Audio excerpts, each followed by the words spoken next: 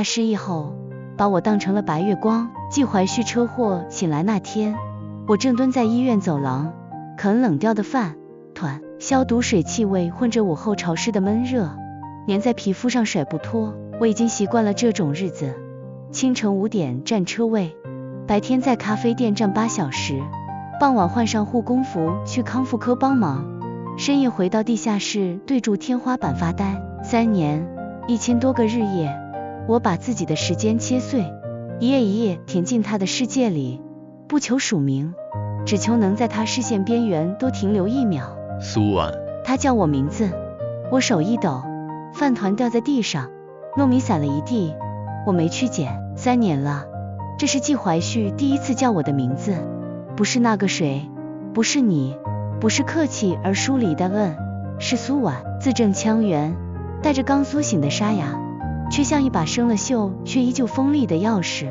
猝不及防地捅进我锁了3年的心口。我冲进病房的时候，他靠在床头，逆光里他的轮廓被窗框切割得清晰又模糊。护士说他醒来第一句话就是问苏婉在哪，语气笃定的像在说一个刻进骨头里的名字。可季怀旭不应该记得我，因为我从来不是他的水。3年前那场暴雨，他失控的车冲上护栏，侧翻在十字路口，我正好下夜班，撑着伞路过，他倒在我面前，血混着雨水漫过我的鞋尖。我跪在沥青路面上给他做心肺复苏，掌心全是他的血。按到第30下的时候，他忽然睁开眼，手指死死扣住我的手腕，力气大的像要把我骨头捏碎。救护车的鸣笛声由远及近，医生说那是濒死时的应激反应，是神经末梢在黑暗里乱抓的救命稻草。但我信了，我信了他需要我，所以他转入 VIP 病房后，我以志愿者的名义留了下来。他妈妈以为我是热心市民，他未婚妻沈若琳以为我是攀附权贵的小护士，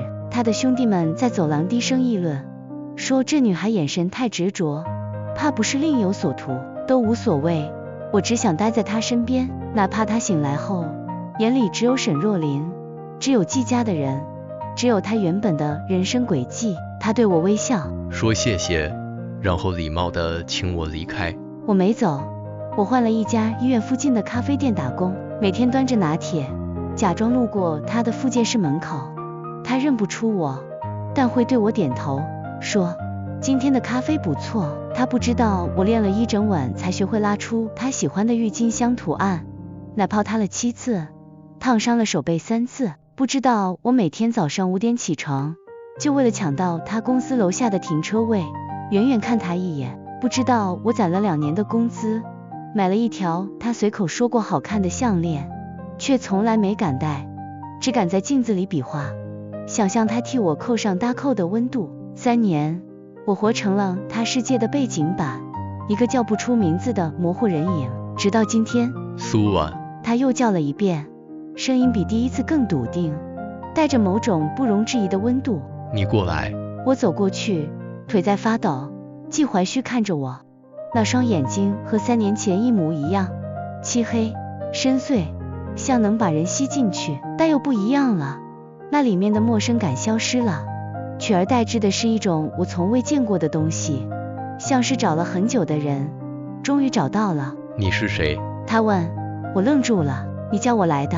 我知道。他打断我，喉结滚动了一下。但我不知道你是谁，我不知道为什么我醒来后脑子里全是你的脸，不知道为什么我看见沈若琳的时候想的是这个人不是苏婉，不知道为什么我手机里没有你的号码，但我的手指记得怎么打你的名字。他顿了一下，声音哑了。苏婉，你到底是谁？眼泪掉下来的时候，我才发现自己在哭，没有声音，只是温热的液体砸在手背上，烫得人心间发颤。我想说，我只是一个路人，一个自作多情的人，一个在你生命里从未拥有姓名的影子，但我说不出口，因为季怀旭忽然伸手，用拇指擦掉我的眼泪。他的动作太自然了，自然到好像做过1万遍。指腹的温度透过皮肤渗进来，带着他特有的淡淡的雪松与消毒水混合的气息。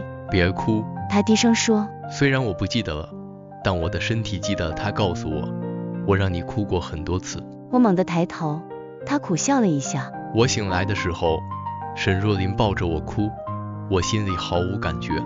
但护士说你早上来过，在门口站了10分钟没进来，我就……他没有说下去，但他的手一直没有从我脸上移开，指尖微微发颤，像怕我下一秒就会像梦一样碎掉。季怀旭，你有未婚妻？我听见自己说，声音轻得像一吹就散的灰。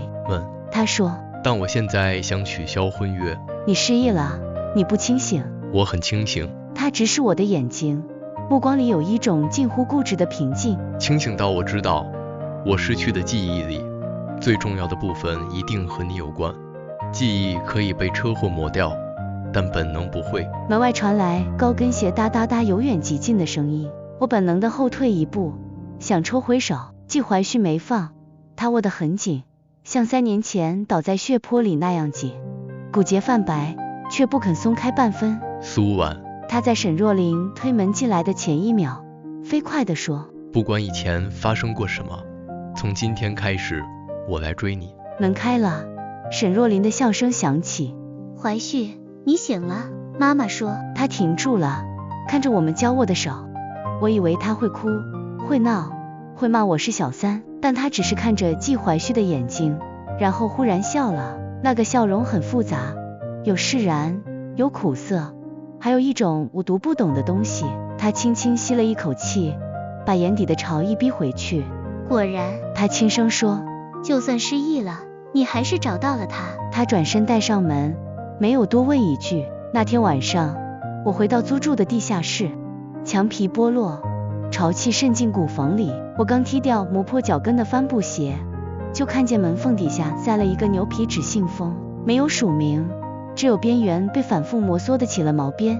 我拆开，里面是一叠照片，3年前的季怀旭和我的合照。照片里的他搂着我的肩膀，笑得很灿烂，眼尾弯着我熟悉的那道弧。照片里的我靠在他怀里，笑得像拥有全世界。背景是海边栈道，深夜书店，我家那扇掉漆的木门，每一张的角落都有一个模糊的丝绒小方盒。最后一张照片背面是他的字迹，锋利，却在收笔处微微发颤。苏婉，今天是我们在一起的第100天。你问我怕不怕以后会忘记你，我说不会，但万一我真的忘了，这封信就是证据。季怀旭爱苏婉，不是因为记忆，是因为本能。如果你找到了这封信，说明我还是把你弄丢了。对不起，请你再原谅我一次。我拿着信纸，浑身发抖，不是因为感动，是因为这3年来，我每天都在他身边。他住院时，我给他送过换洗衣服；他出院时，我帮他整理过物品；他搬家时，我甚至帮他打包过书架。这封信一直躺在他床头柜最底下的抽屉里，压在一叠附件记录表下面。他从来没有丢掉过它，他只是忘了自己为什么要留着它。可他的潜意识替他说了话，在记忆彻底崩塌的废墟里，他依然把这封信当作最后的锚点。手机震动了，陌生号码发来一条短信，苏婉，我是季怀旭，我问了很多人关于你的事，但他们说的都不对，因为他们说的时候，我心脏没有感觉，只有我自己想你的时候，它才会跳。所以别管其他人说什么了，让我追你，从头开始。我蹲在地下室的楼梯间，哭得像个傻子，眼泪砸在水泥地上，晕开一小片深色。楼上有人骂骂咧咧，让我安静。楼下传来流浪猫讨食的叫声，世界吵杂又荒凉。手机又震了。你现在住哪里？我来接你。今晚月色很好，我想和你看月亮。我抬起头，从地下室那扇巴掌大的小窗户望出去，阴云密布，哪里有什么月亮，连星星都没有。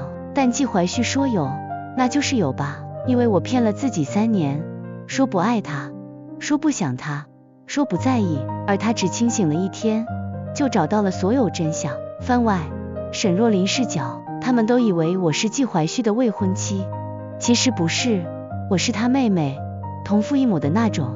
季家的继承权从来不讲感情，只讲规则。父亲为了稳住董事会，让我以未婚妻的身份出现在公众视野里，替季怀旭挡掉那些明枪暗箭的联姻试探。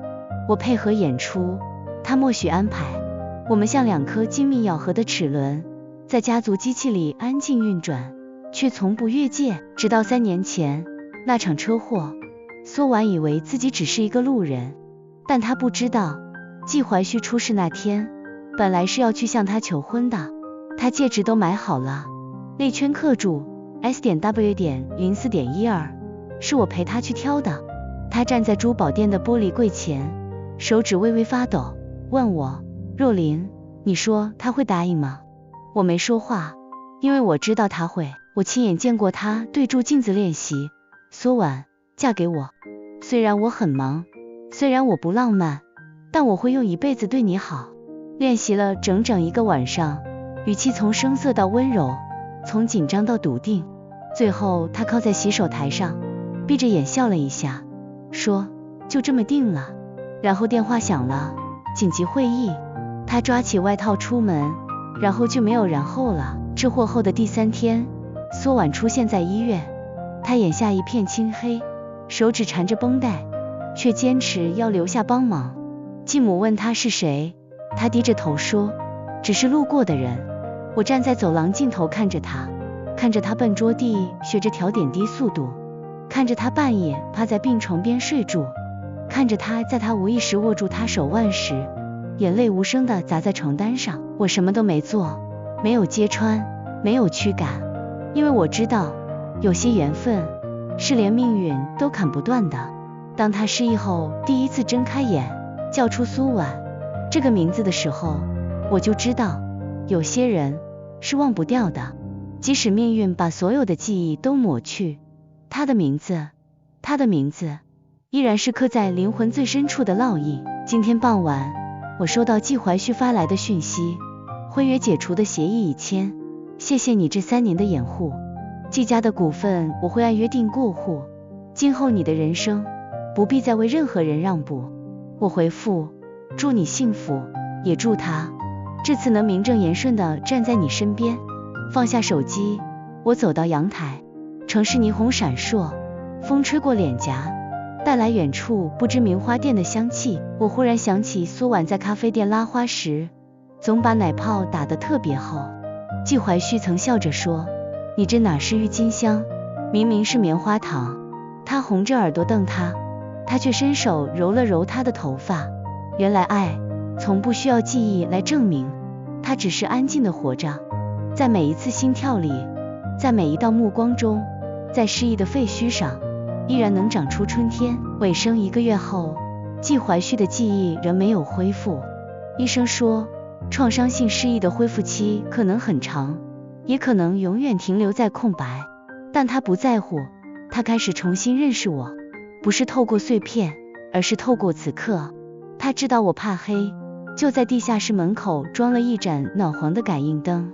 他知道我胃不好，就戒了冰美式，改陪我喝温热的桂花酿。